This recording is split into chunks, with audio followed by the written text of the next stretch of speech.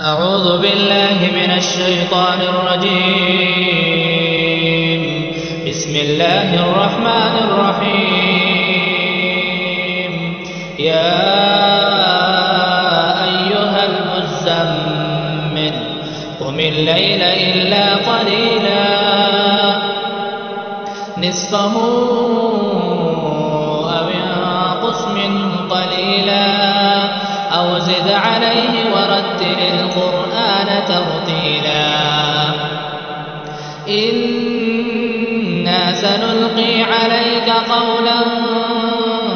ثقيلا إن ناشئة الليل هي أشد وطئا وأقوم قيلا إن لك في النهار سبحا طويلا واذكر اسم ربك وتبتل إليه تبتيلا رب المشرق والمغرب لا إله إلا هو فاتخذه وكيلا واصبر على ما يقولون واهجرهم هجرا جميلا وذرني والمكذبين أولي النعمة ومهلهم قليلا إن لدينا أنكالا وجحيما وطعاما ذا غصة وعذابا أليما يوم ترجف الأرض والجبال وكانت الجبال كثيبا مهيلا إنا أرسلنا إليكم رسولا شاهدا عليكم كما أرسلنا إلى فرعون رسولا فعصى فرعون الرسول فأخذناه أخذا وبيلا فكيف تتقون إن كفرتم يوما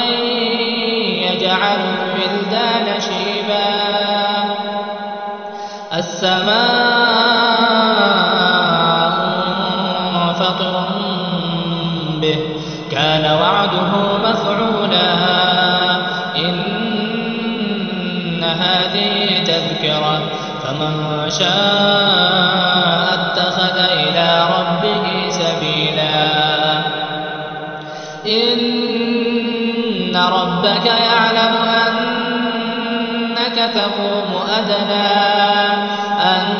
أنك تقوم أدنى من ثلثي الليل ونصفه وثلثه وطائفة من الذين معك والله يقدر الليل والنهار علم أن لن تحصوه فتاب عليكم فاقرؤوا ما تيسر من القرآن علم أن سيكون منكم مرضى وآخرون يضربون في الأرض يبتغون من فضل الله وآخرون يقاتلون في سبيل الله فاقرؤوا ما تيسر منه